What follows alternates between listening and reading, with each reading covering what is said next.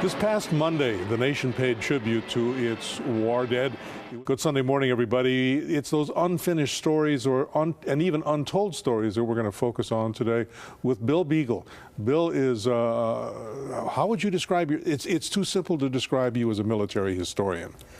Right. I think a better way to describe me as a researcher of World War II and Korean War casualty records. That's the important part. It's the casualty records. Right. People come to you with unfinished, untold stories because they need, as you have described it, closure. Right.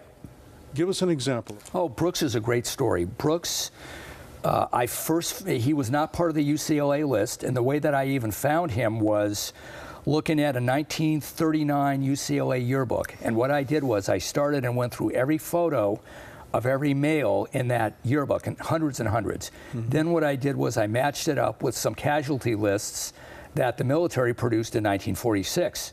And as I was going through his fraternity photos, I found him, and son of a gun, there I found him on one of the naval lists as missing in action from World War II.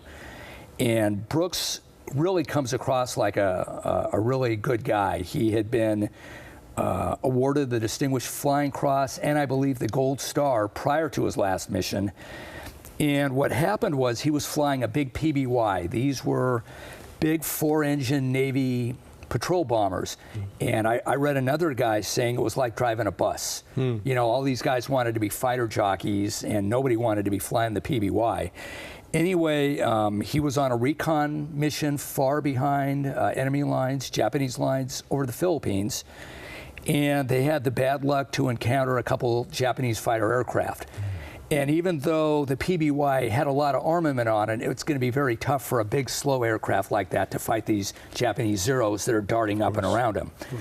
And so what Brooks did was, once he realized that the aircraft was hit, and there were 3 guys from the crew, 3 or 4 guys that survived the crash, he told them, you guys got to get out of the plane. I'm going to try to keep it level so it's easier to bail out and it'll be easier to land. And he did all those things. He kept it flat, he kept it level, and in so doing, some of these guys did escape. He did not. It crashed into the water, and I believe the front end of the aircraft was torn off, and he was in the front, and that was how he lost his life. For more information about the fascinating work that Bill Beigel does, the name of your company is? Personalized World War II Historical Research. There you are. And you can find this fascinating site that he has. It's www.research.com. You don't need the www in front. It's just www.research.com. And the phone number is 310-791-3949.